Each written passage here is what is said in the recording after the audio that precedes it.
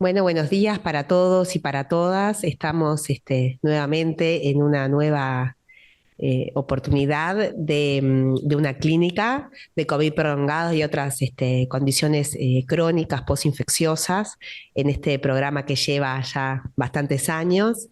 Bueno, que se lleva adelante desde la Universidad de la República para toda América del Sur, orientado sobre todo a profesionales, con este objetivo de COVID prolongado, y este año se ha ampliado a otras complicaciones crónicas o condiciones crónicas que suceden posinfecciosas. Bueno, sabemos que está interpretado en forma simultánea en español y en portugués. Y como coordinador general tenemos al profesor Henry Cohen, y después a la doctora María de Irado, al Fernando Tomasina, que es profesor también, y a mí, Sofía Griot, que somos de la Universidad de la República.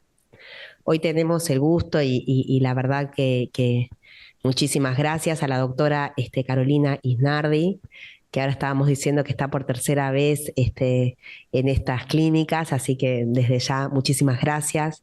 Que un poco el objetivo de su charla está dirigido a lupus e infecciones como mecanismo desencadenante del inicio de enfermedades autoinmunes. Eh, que está, nada, eso. Y recordamos que si es posible, a aquellos que estén conectados, mantener la cámara encendida y el micrófono inhabilitado, y que esta actividad cuenta, como dijimos, traducción simultánea, tanto para español y portugués. Así que, bueno, si hechas estas presentaciones, si podemos, Carolina, muchas gracias, iniciar la presentación. Bueno, buenos días a todos. Gracias nuevamente. Es verdad, es mi tercera participación acá en la clínica de COVID y la verdad que muy contenta de estar acá. Hoy la idea es charlar un poco acerca del lupus y cómo la infección por SARS-CoV-2 ha impactado en estos pacientes y cómo al revés, ¿no? Cómo la infección puede haber desencadenado en algunos otros pacientes el desarrollo de lupus, ¿sí?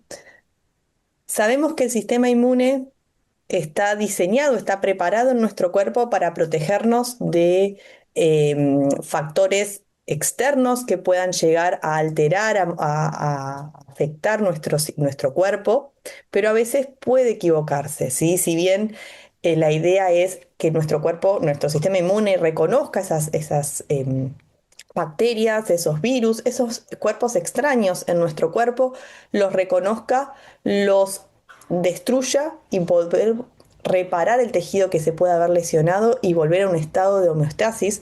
También puede ser que esa infección se mantenga de manera crónica en el tiempo. Puede ser que se pierda tolerancia a aquello que es propio y empezar a atacarlo y generar una inflamación contra o una respuesta inmune frente a sustancias propias. Y esto lleva a ese equilibrio, a esa homeostasis que se rompa y empiecen a aparecer algunas complicaciones de las cuales vamos a charlar ahora brevemente. Y el COVID no deja de ser, ¿no? O mejor dicho, la infección, el virus del SARS-CoV-2, no deja de ser justamente una estructura externa que viene a atacar a nuestro cuerpo y nuestro sistema inmune es capaz, o en la mayoría de los casos, es capaz de reconocerlo como algo extraño y poner en marcha todo el arsenal, tanto del sistema inmune innato como adaptativo, para poder destruir a este virus, ¿no? Sin embargo, no siempre todo termina bien y ahora vamos a charlar un poquito qué puede pasar. Como ustedes ya saben, y seguramente en todos estos años que han llevado a cabo esta clínica, han visto que la respuesta inmune frente al virus del SARS-CoV-2 involucra, por un lado, la activación del sistema inmune innato. El virus es reconocido por los receptores de partículas externas, sobre todo los Toll-like receptors, y estos llevan a la internalización del virus, a la activación de mecanismos proinflamatorios, los más conocidos mediante STAT, mediante NF-kappa beta, y la liberación de sustancias proinflamatorias, de citoquinas proinflamatorias, dentro de ellos juegan un rol muy importante interleuquina 1, interleuquina 6 y sobre todo cabe destacar interferón de tipo 1, que van a ver que lo voy a mencionar mucho en el transcurso de mi charla. Esto nos permite una primera respuesta inicial para intentar controlar el virus y da tiempo hasta que se active las vías relacionadas con la respuesta inmune adquirida, donde la célula presentadora de antígeno permite interactuar con los linfocitos colaboradores que adquieren principalmente un perfil citotóxico diseñado para destruir aquellas células infectadas y al mismo tiempo la activación de linfocitos B, liberación de anticuerpos, ¿sí? Diseñado justamente para poder reconocer en el medio extracelular las sustancias justamente virales, ¿sí? Y también hacer una limpieza de esas estructuras. Esto sería un cuento hermoso si todo funcionara bien, sin embargo sabemos que no siempre es así. Y voy a empezar contándoles acerca de la evolución. Vamos a empezar por aquellos pacientes con lupus que se infectan. Y en esto tenemos quizás más experiencia. Ahí les voy a contar primero un estudio publicado ya muy temprano en el contexto de la pandemia, donde se evaluaron pacientes con lupus y pacientes de la población general con COVID. ¿Sí? Y vieron que aquellos pacientes con lupus con ciertas características tenían mayor riesgo de tener una evolución tórpida, una evolución más severa y obviamente con mayor riesgo de muerte. ¿Y qué encontraron? Que aquellos pacientes que tenían nefritis lúpica, que habla de una evolución más severa de la enfermedad, tenían más riesgos de hospitalización, de insuficiencia respiratoria aguda y de sepsis en comparación con aquellos que no tenían daño renal. ¿Sí? Pero no encontraron diferencias con la mortalidad. Aquellos pacientes con lupus, fíjense que eran hospitalizados con mayor frecuencia, tenían un riesgo más o menos de un 30% más aumentado. Mayor ingreso a terapia intensiva, ¿sí? Un 5% versus un 3% de la población general, y además requerían con mayor frecuencia asistencia respiratoria mecánica, un 50% más de riesgo. Mientras que en lo que son las complicaciones vasculares, vimos que, o vieron desde este grupo, que aquellos pacientes que tenían lupus también tuvieron más riesgos de presentar un ACV y de tromboembolismo venoso.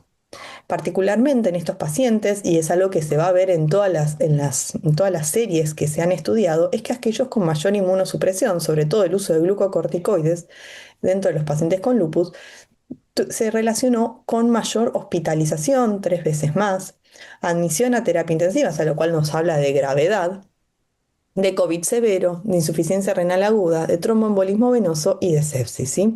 El uso de corticoides, en este caso, y como les decía, es algo que vemos no solamente en el COVID, ¿no? Son factores de riesgo que son reconocidos ya hace mucho tiempo en relación a al mal control o a la aparición incluso también de infecciones en pacientes con lupus y con otras enfermedades autoinmunes que requieren glucocorticoides. Ya les he contado en otras oportunidades que nosotros tenemos el registro SAR-COVID, que es un registro nacional voluntario llevado a cabo por la Sociedad Argentina de Reumatología. Y en este caso, seleccionamos a los pacientes con lupus para ver cómo le iba a los pacientes con estas características, ¿no? Que se infectaban con una infección confirmada, ya sea por PCR o por serologías, cómo les iba a los pacientes con lupus, ¿no? Y encontramos más o menos 400 pacientes con lupus, obviamente, como es de esperar, la mayoría de sexo femenino, con una edad media de prácticamente 41 años. Y similar a lo que está descrito en la población general, tengan en cuenta que esto es disponibilidad de vacunas. Nosotros comenzamos a incluir pacientes en junio del 2020 y estos pacientes no estaban vacunados. Y en este contexto sabemos que aproximadamente el 80% tiene un curso asintomático o ambulatorio leve que no requiere hospitalización, y en este caso encontramos que cerca de un 20% requirió hospitalización, un 2,5% por una hospitalización severa y un 2,4% falleció en contexto de la infección. Cuando fuimos a ver los síntomas, vimos que lo más frecuente encontrado era la fiebre en el 50% de los pacientes, seguido por cefalea, tos y en menor frecuencia mialgia, malestar general, odinofagia, etcétera, ¿sí? Como pueden ver acá en el gráfico, ¿sí? Y cuando fuimos a ver cuáles eran los factores relacionados con una peor evolución de estos pacientes, en un análisis multivariado encontramos nuevamente que el uso de corticoides, sobre todo a dosis altas, a mayor de 10 miligramos de prednisona al día, y la hipertensión arterial como siendo la comorbilidad más frecuente, y el síndrome antifosfolipídico, que sabemos que se presenta con mayor frecuencia en estos pacientes que en la población general, los pacientes con lupus, se asociaron a un peor pronóstico de estos pacientes, ¿sí? Además sabemos, en contexto de esto de lo que les decía, el síndrome antifosfolipídico y lo que veíamos recién, el COVID o la infección por SARS-CoV-2 se asocia a eventos vasculares, ¿sí? Entonces todo esto va en contra, ¿no?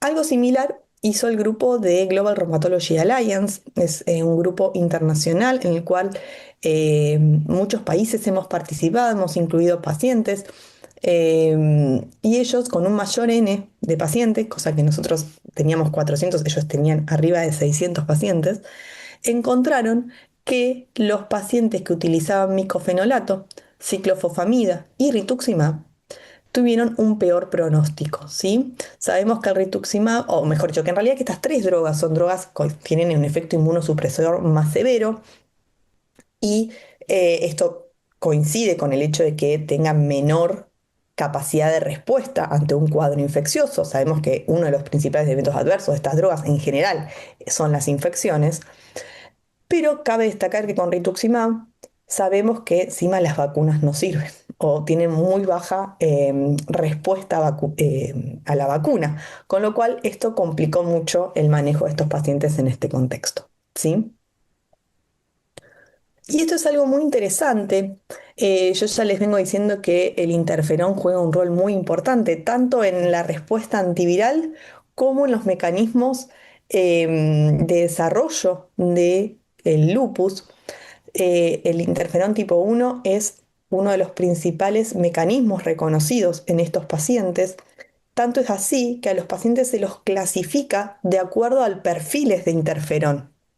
Y hay aquellos que si bien la vía del interferón es o anómala o funciona de manera alterada, aquellos que tienen podemos reconocer grupos que tienen mayor concentración de interferón tipo 1 dando vuelta en sangre y aquellos que tienen menor cantidad dando vueltas. Y justamente aquellos que tenían menor cantidad de interferón tipo 1 dando vueltas en su sangre, en su plasma, encontramos que tenían mayor asociación con la mortalidad, así con peor pronóstico en estos pacientes, reconociendo entonces que el interferón tipo 1 es un mecanismo muy importante en lo que es la respuesta antiviral. ¿Sí? Y ahora veamos el lado contrario. De esto mucho se ha hablado ya. La infección puede desencadenar el desarrollo de enfermedades autoinmunes, puede desencadenar en pacientes que hasta ahora no tenían nada, no tenían ningún diagnóstico, ninguna manifestación, ningún diagnóstico de una patología autoinmune.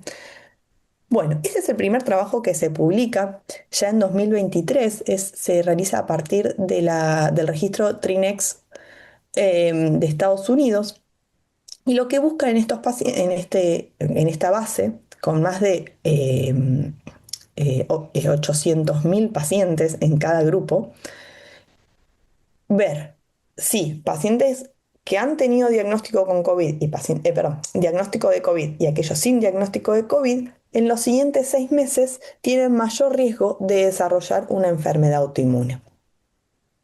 Y aquí encontraron que varias patologías fueron más frecuentes en el grupo con infección por SARS-CoV-2. Fíjense que la artritis reumatoidea, la espondilitis anquilosante, el lupus, la dermatomiositis, la esclerosis sistémica, el Sjögren, la enfermedad mixta del tejido conectivo, vasculitis, polimialgia reumática, enfermedad celíaca, diabetes tipo 1, fueron más frecuentes en el grupo con diagnóstico de COVID 6 meses antes, ¿sí? Particularmente con el lupus, encontraron un riesgo 3 veces mayor.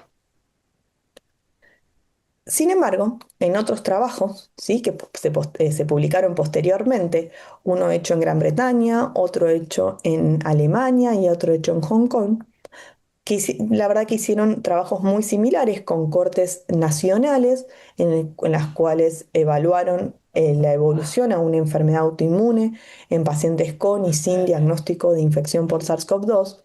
Encontraron que sí algunas patologías se desarrollaban con mayor frecuencia en este grupo. Sobre todo en estas cortes encontraron con patologías espondiloartritis, dentro de ellos psoriasis, artritis psoriásica, enfermedad inflamatoria intestinal,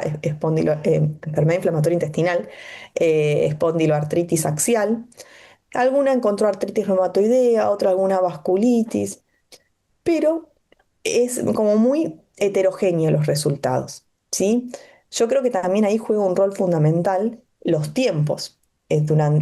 Cuando ocurrieron estas infecciones, también el acceso a la salud fue menor, y quizás estos pacientes con síntomas, porque sabemos que hay pacientes que debutan con una insuficiencia renal por una glomerulonefritis lúpica, pero hay pacientes que debutan con un pequeño rash, con una pequeña artralgia, y quizás esos síntomas quedaron enmascarados primero por la infección del COVID, entonces quizás ya venía de antes y no realmente se desarrollaron después.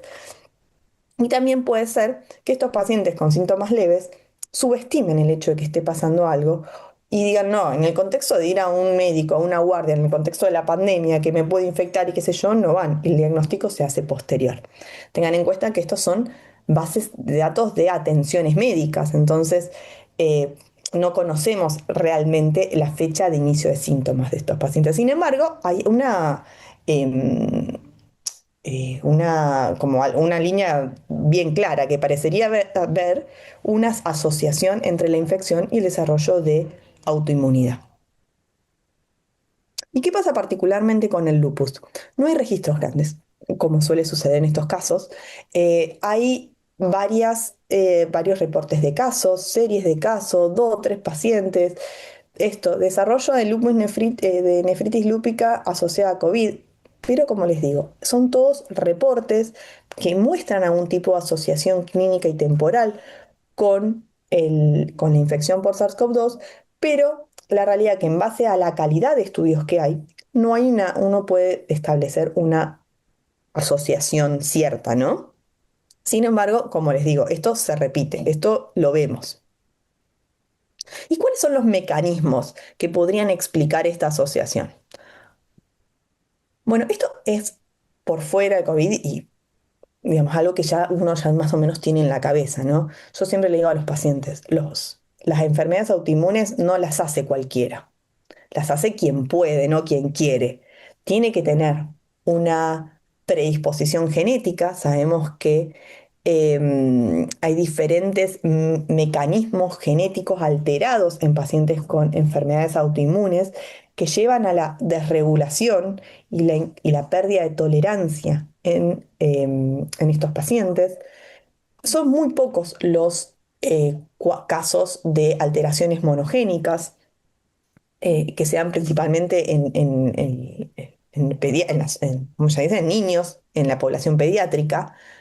Y cuando nosotros hablamos de pacientes ya adultos, en general nos hacemos referencia a alteraciones que son poligénicas, ¿sí? Las que se han reconocido siempre y las que se han como más estudiado siempre fueron aquellas relacionadas con la presentación antigénica, con el complejo mayor de histocompatibilidad y los alelos HLA. Se ha hablado siempre de HLA-B27, el HLA-DRB1 para la artritis reumatoidea, el HLA-B51 para lo que es enfermedad de Behçet, ¿sí? Siempre asociado a esto, al reconocimiento algo propio y presentación antigénica de este antígeno propio y desencadenar una respuesta autoinmune. Pero la mayoría de los genes que se han asociado al desarrollo de patologías autoinmunes no pertenecen al complejo mayor de histocompatibilidad. Y, y muchos son genes que están vinculados a la regulación de la respuesta inmune y muchas son zonas no codificantes.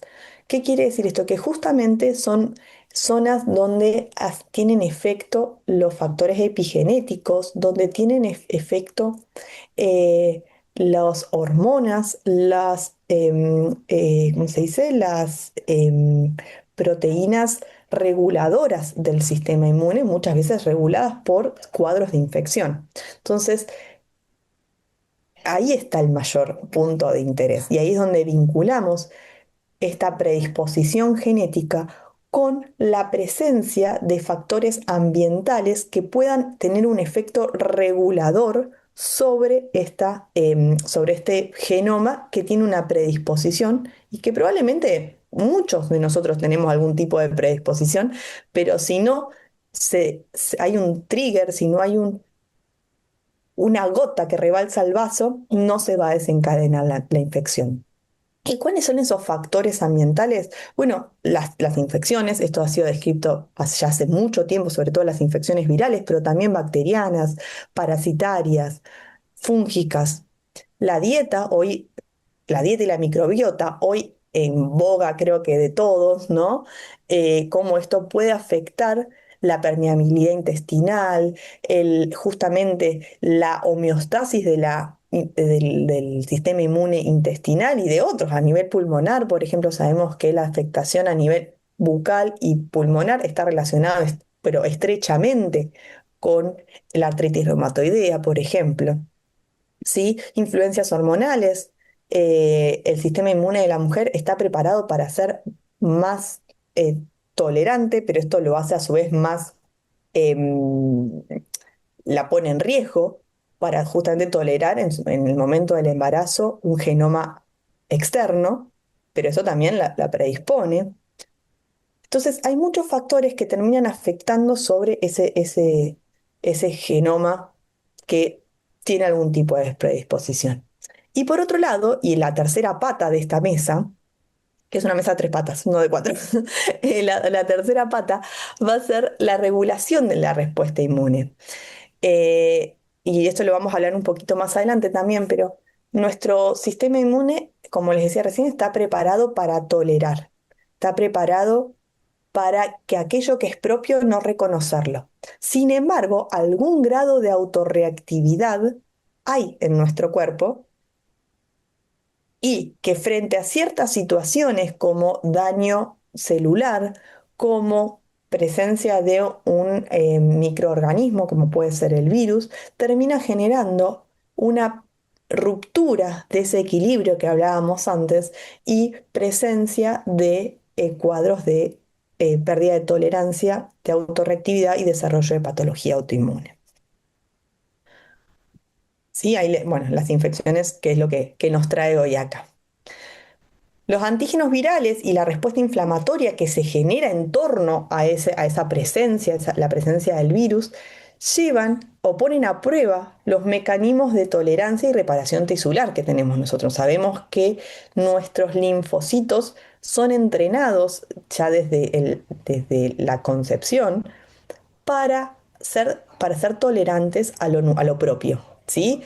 Por mecanismo de tolerancia central, ya sea en el timo, por parte de los linfocitos T, y en la médula ósea, por parte de los linfocitos B, aquellos que son capaces de reconocer lo propio son eliminados o llevan a un cuadro de apoptosis de esos linfocitos, aunque algunos de ellos, que se unen con baja avidez, pueden llevar a una reestructuración, ya sea de su receptor, B o T, o puede llevar a la generación de células T reguladoras, que van a ser fundamentales en este proceso de tolerancia y reparación tisular post resolución del cuadro infeccioso en condiciones, no sé si decirlo normales, pero sí lo que uno desea, condiciones deseadas.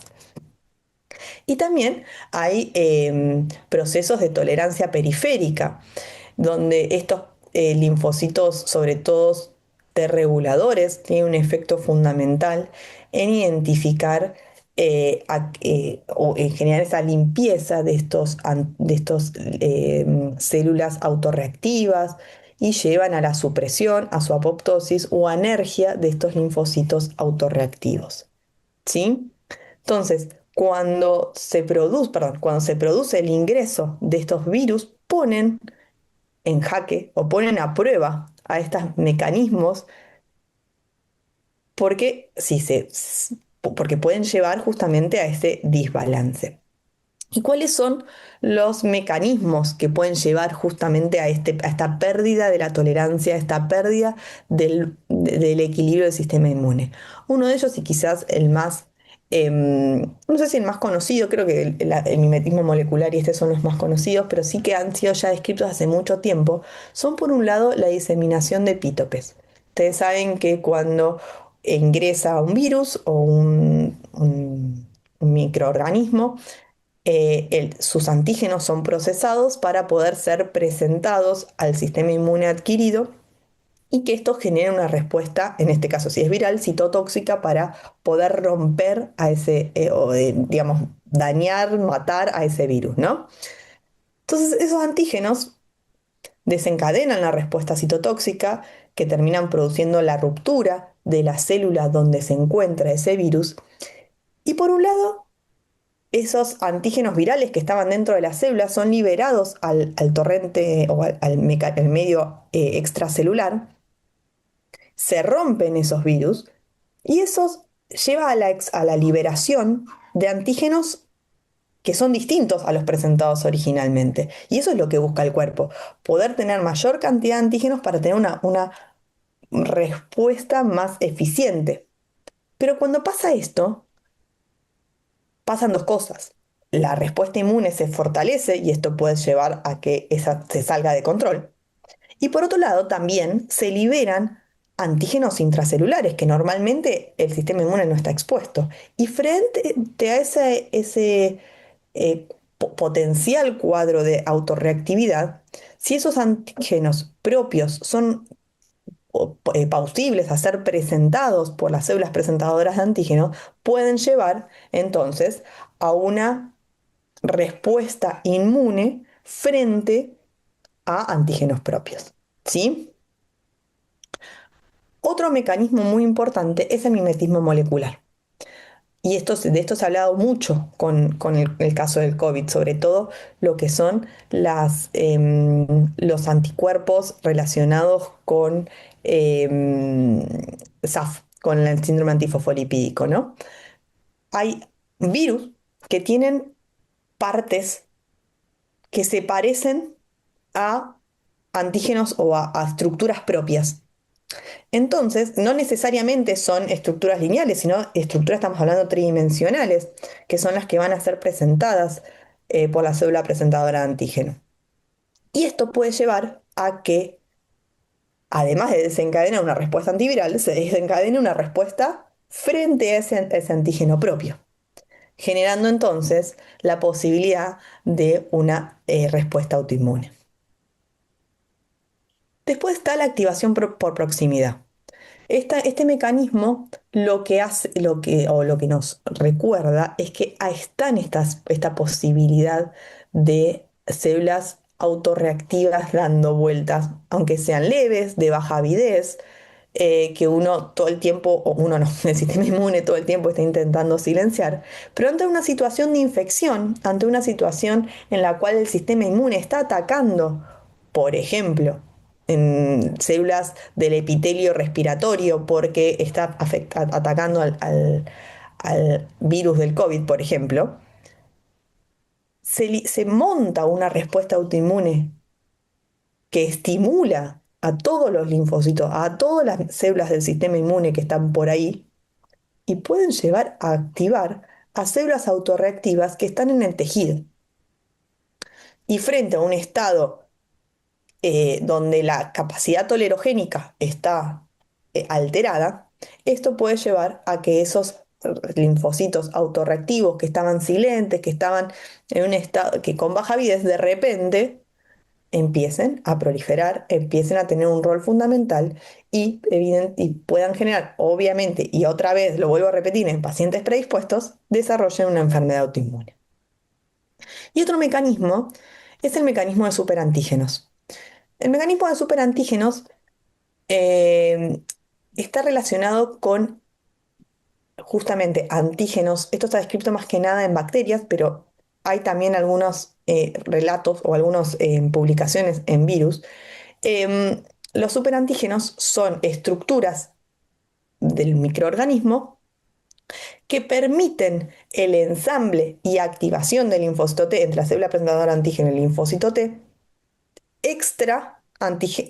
sin que esté presente el antígeno, o puede estarlo o no, pero sin que medie el antígeno incluido dentro del complejo mayor de histocompatibilidad. Esto hace que independientemente de el receptor T que tenga ese linfocito, se active, ¿sí? Un amplio rango independientemente de la selectividad de ese linfocito frente al bicho que está atacando. Entonces puede llevar a que si en el medio de ese lío había un linfocito T autorreactivo, bueno, se active también. Y esto con respecto al lado del bicho, ¿no? Del virus. ¿Qué pasa del lado del lupus? Bueno, ¿qué sabemos de la fisiopatología del lupus?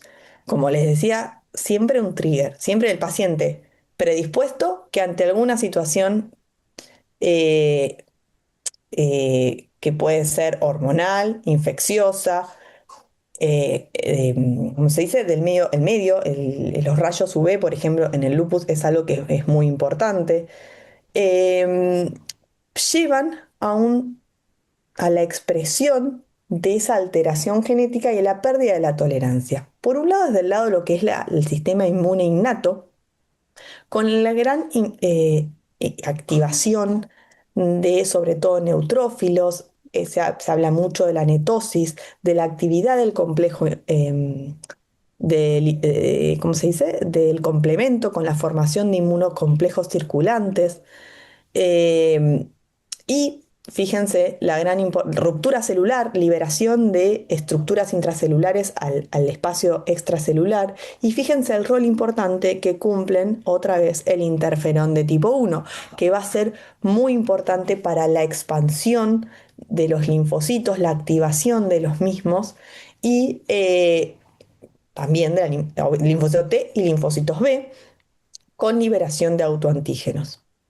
Y cuando hablamos de los triggers, ¿sí? Acá tenemos hormonales, como decíamos, como hablábamos antes, del medio ambiente, sobre todo la radiación UV, algunas drogas que pueden llevar también a generación de un estado simil lupus, bueno, el tabaquismo y con lo que venimos hablando hasta ahora, los cuadros infecciosos virales por estos mecanismos, lo que veníamos hablando, ¿sí? El mimetismo molecular, la diseminación de epitopes, los superantígenos, la activación por proximidad, la capacidad de limpiar esos complejos inmunes que llevan justamente al daño tisular, ¿sí? Y gran importancia, la liberación de interferón tipo 1 por activación del sistema inmune innato, que es lo que va a vincular al sistema inmune innato con el sistema inmune adquirido. ¿Y cuáles son los virus que han sido principalmente vinculados? Bueno, importante el Epstein-Barr virus, que ahora vamos a hablar un poquito, el citomegalovirus, parvovirus, los retroviruses humanos endógenos. ¿Y por qué el Epstein-Barr? ¿Qué se ha visto? Bueno, se ha visto que entre pacientes de la población general versus aquellos que tienen lupus, la seropositividad para este virus es mayor. También se ha visto que estos pacientes presentan además mayor carga viral que aquellos que son de la población general, digamos, los que no tienen lupus. Y que además los pacientes con lupus presentan mayores niveles de inmunoglobulina G anticápside y antígeno temprano. Y ambos signos indirectos de replicación viral. A ver, la gran mayoría de la población en algún momento presenta infección sintomática o asintomática por Epstein-Barr y no todos desarrollan lupus. Nuevamente, demuestra que los pacientes que tienen cierta predisposición genética y una capacidad tolerogénica alterada tienen una respuesta alterada a la presencia del Epstein-Barr. ¿Sí? ¿Por qué mecanismos? Por los que venimos hablando. Fíjense, un fuerte factor es el mimetismo molecular. El antígeno nuclear 1 del Epstein-Barr tiene zonas compartidas con Smith y Roe, que son importantes autoanticuerpos que uno detecta en estos pacientes. El Smith muy específico para lo que es el lupus, no tan sensible, el anti-Ro muy presente en estos pacientes y lo mismo el anti-ADN. ¿Sí? Este mimetismo molecular, digamos, es como que entra en la cajita, ¿no? Para entender qué es lo que está pasando. También la infección, dado que el Epstein-Barr infecta a los linfocitos, genera una infección crónica, este cuadro infeccioso que lleva a la producción de interferón de manera crónica, es un mecanismo muy importante que ya hemos visto vincula la respuesta antiviral con particularmente el lupus. Y claro, el virus está dentro y esto lleva a la inmortalización de células B autorreactivas.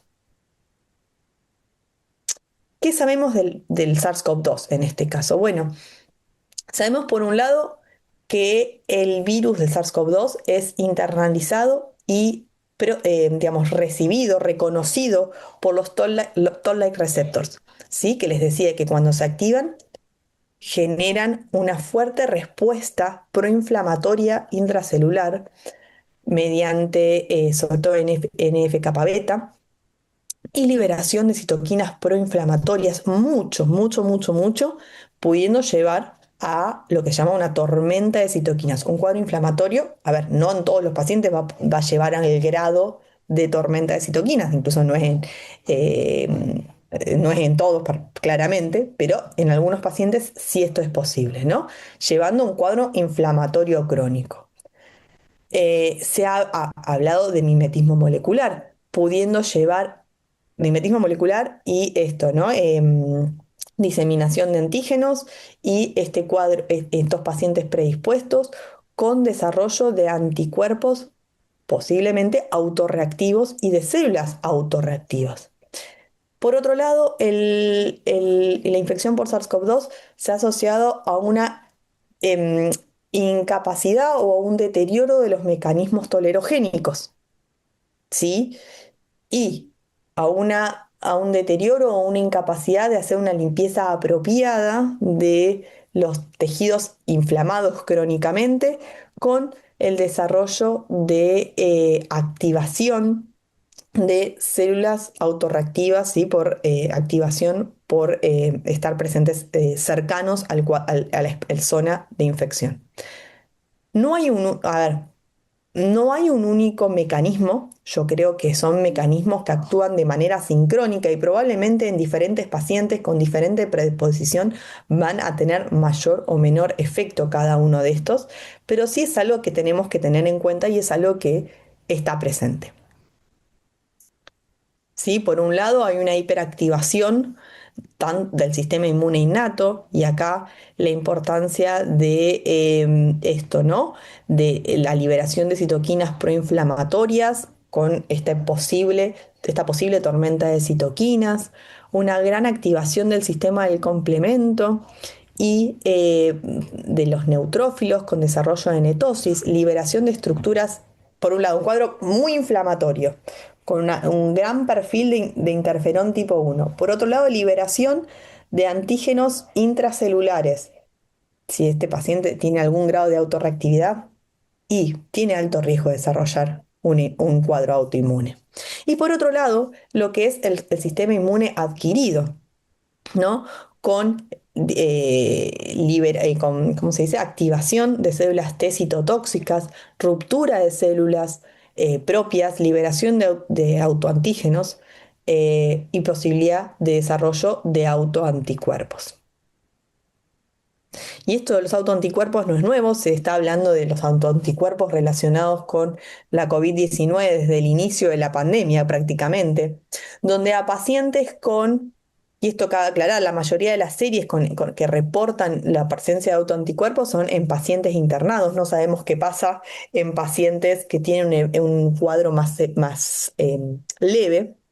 Pero sí se han identificado un montón de autoanticuerpos anti-Ro, particularmente hablando del lupus, ¿no? Anti-Ro, ANA y el lupus como enfermedad autoinmune que podría estar desencadenada en estos pacientes. Pero también hay una realidad, si bien no hay un seguimiento a largo plazo de estos pacientes y muchos mueren porque estos estudios se hicieron, como les decía, en pacientes severos, en pacientes internados, eh, no todos los pacientes que identificaron la presencia de autoanticuerpos desarrollaron una patología autoinmune. Entonces, nada es sinónimo de, pero cuando muchos de estos factores empiezan a estar presentes en un paciente predispuesto, bueno, las chances de ese paciente son mayores.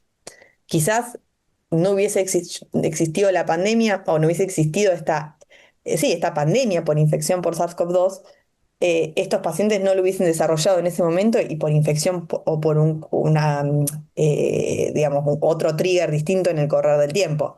Pero bueno, esto fue un trigger presente en muchos pacientes al mismo tiempo y podría explicar entonces el aumento del riesgo o de los cuadros o la incidencia de patologías autoinmunes en el contexto de la infección por SARS-CoV-2. Entonces, sabemos que la mayoría de la evidencia que vincula la infección por SARS-CoV-2 con el desarrollo de lupus proviene de reportes y de series de casos, ¿sí? Si bien este estudio estadounidense que les mostré mostraron que los pacientes con COVID-19 presentaron 3 veces más riesgo de desarrollar lupus en los primeros 6 meses luego de la infección, otros estudios epidemiológicos no encontraron asociación con el lupus. Y los posibles mecanismos asociados son el daño celular y liberación de antígenos intracelulares, como son el ADN, al espacio extracelular, afectación de mecanismos de tolerancia, mimetismo molecular y activación del sistema inmune vía los Toll-like receptor, provocando importante liberación de citoquinas, entre ellas el interferón tipo 1. Como mensajes finales, eh, sabemos que las infecciones pueden actuar como desencadenantes o amplificadores de la autoinmunidad en individuos genéticamente susceptibles, pero no son suficientes por sí solas para generar enfermedad. Necesitamos que haya de manera concomitante afectación a nivel genética, afectación a nivel de la tolerancia y la presencia de autorreactividad y un trigger que ponga en jaque ese desbalance. Eh, la respuesta antiviral diseñada para eliminar microorganismos puede favorecer la pérdida de tolerancia cuando existe una activación inmune excesiva o persistente. El daño tisular, la liberación de autoantígenos y la activación de linfocitos autorreactivos pueden transformar una respuesta protectora en una respuesta autoinmune. Mecanismos como el mimetismo molecular, la activación por proximidad y la diseminación de epitopos explican cómo una infección puede iniciar o perpetuar respuestas contra estructuras propias. Y el lupus, particularmente, representa un modelo paradigmático donde las interacciones entre infección y activación de las vías del interferón tipo 1 y activación de las células B con desarrollo de anticuerpos favorecen la producción de daño tisular y el desarrollo de este tipo de patologías. Bueno, muchas gracias. Quedo abierta a las preguntas que quieran realizar y que discutamos acerca de este tema interesante, ¿no? Que todavía queda mucho por saber. Bueno, muchas gracias, Carolina. La verdad que felicitarte por la presentación. Fue un análisis bien completo y actualizado y con las preguntas que tiene muchas veces la ciencia como bien planteadas y las hipótesis. La verdad que felicitarte por esto. Y para nosotros fue un excelente repaso, dado justamente, ¿no? Creo que todas estas explicaciones moleculares de cómo una infección puede iniciar una enfermedad inmunomediada nos sirve de base para toda esta secuencia de clínicas que vamos a tener y la verdad que muchas gracias y felicitarte. No sé si recuerden que pueden levantar la mano o escribir en el chat por preguntas, pero tenemos al profesor Jorge Facal en la audiencia, así que no sé, Jorge, si nos querés comentar algo. No, felicitar a Carolina, muy clara como siempre. Y bueno, es un modelo que se replica, como ella muy bien señaló, con otros virus y con otras infecciones, y genera muchas dudas, muchas incertidumbres. Yo recuerdo haber mantenido, a lo mejor ya lo conoce, o algunos de ustedes lo conocen, cuando fue el inicio de la pandemia, un reumatólogo que está en Santander, España, que se llama, en el Hospital de Valdesillas, que se llama Ricardo Blanco, y con él hicimos un Zoom en ese momento, entre Uruguay y España, analizando cuál era la evolución de los pacientes con autoinmunes, frente a la infección por SARS-CoV-2. No se sabía mucho, pero él decía en ese momento que era nada más una serie de casos, como muy bien analizaba Carolina, que no tenía mayor mortalidad, ¿verdad? Que si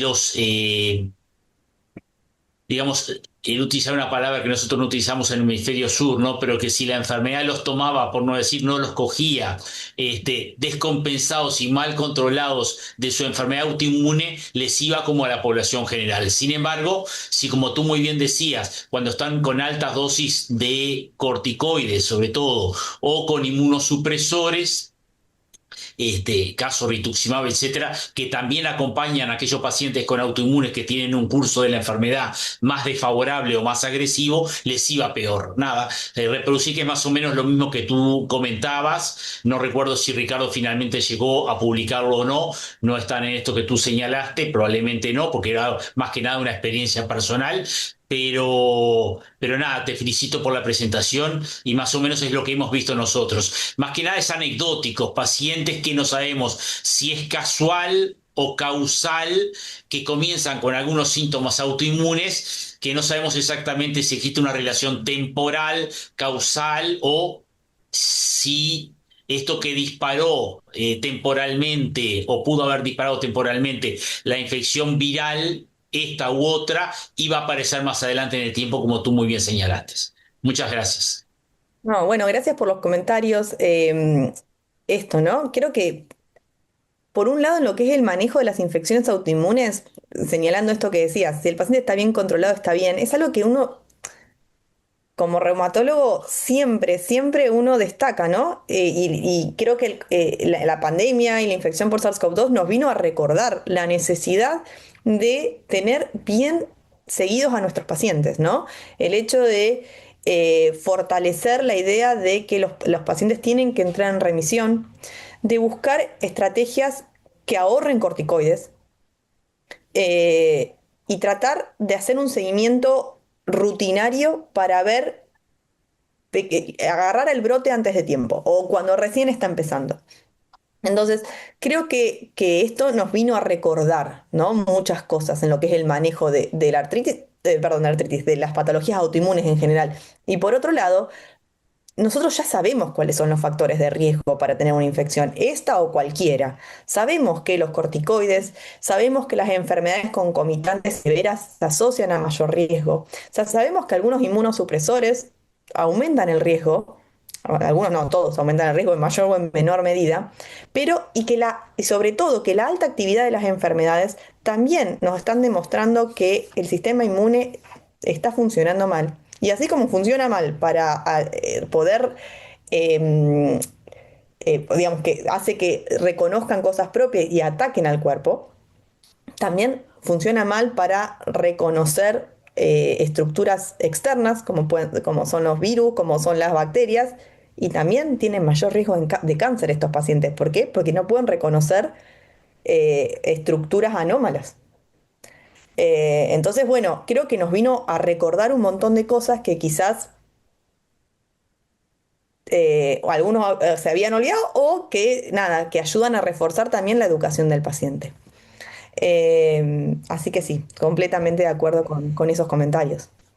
Muchas gracias por los comentarios. Capaz que yo quiero añadir una o dos puntualizaciones.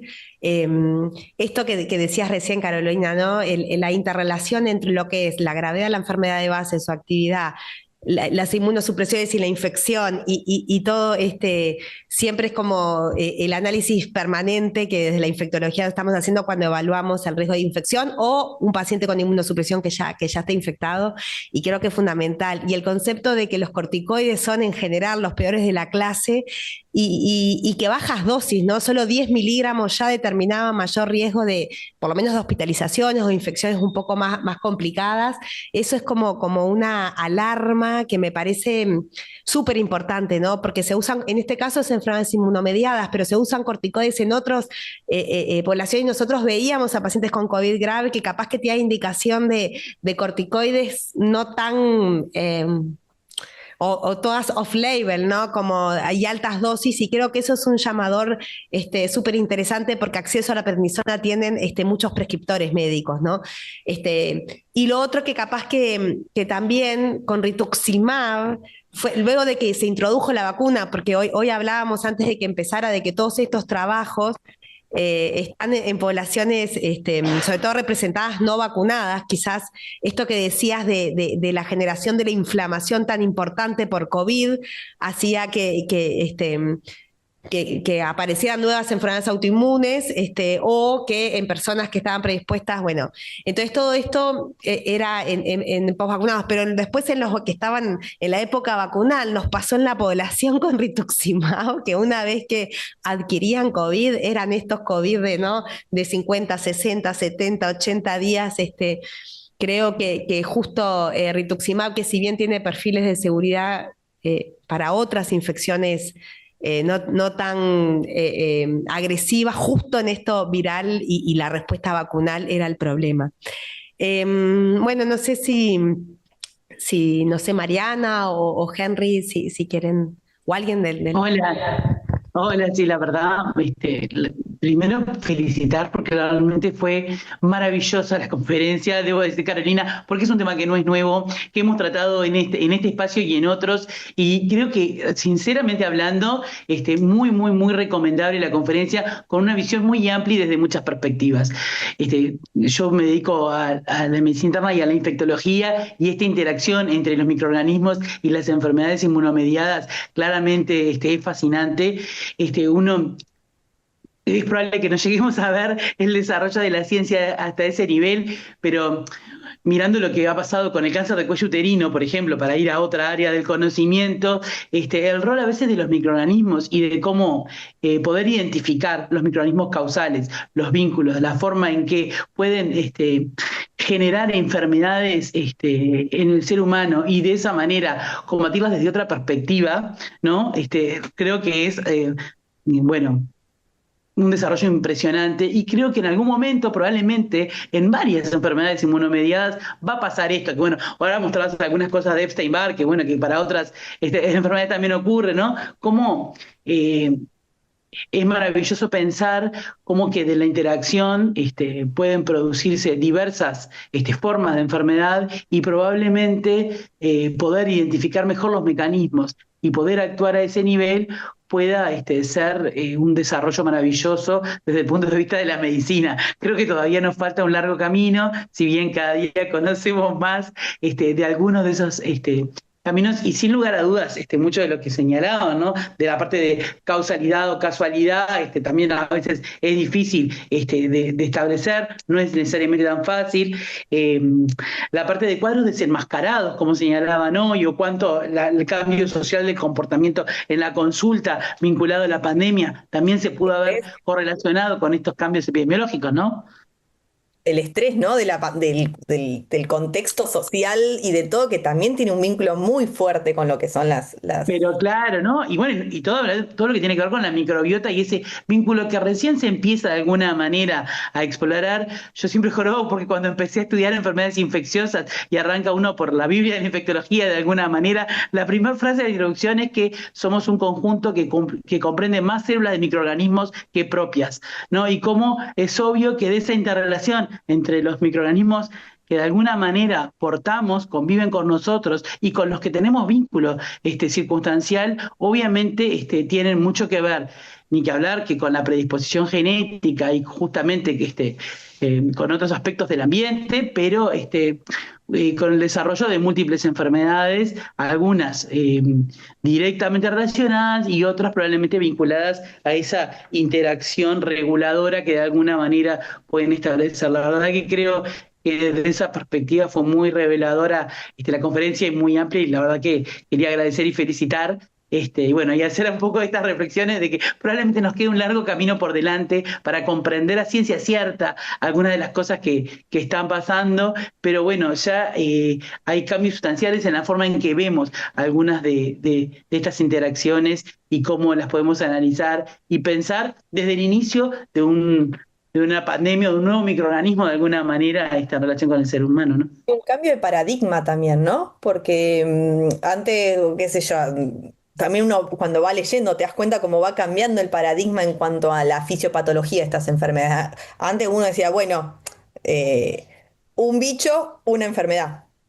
O una alteración genética, una enfermedad. Y estas patologías son todo lo contrario, porque estas patologías son muy heterogéneas. Yo hablé de lupus como si fuesen todos los pacientes de lupus iguales, y son todos Obvio. distintos, es súper complejo, y creer que un solo mecanismo puede explicar todo esto, uno se queda corto. Entonces, realmente también nosotros y los paradigmas dentro de la medicina han cambiado un montón, y creo que esto nos va a ayudar mucho a comprender, a tener la mente un poco más amplia y entender que hay muchos mecanismos, muchas cosas dando vuelta al mismo tiempo, y tratar de simplificarlo no nos lleva a ningún lado.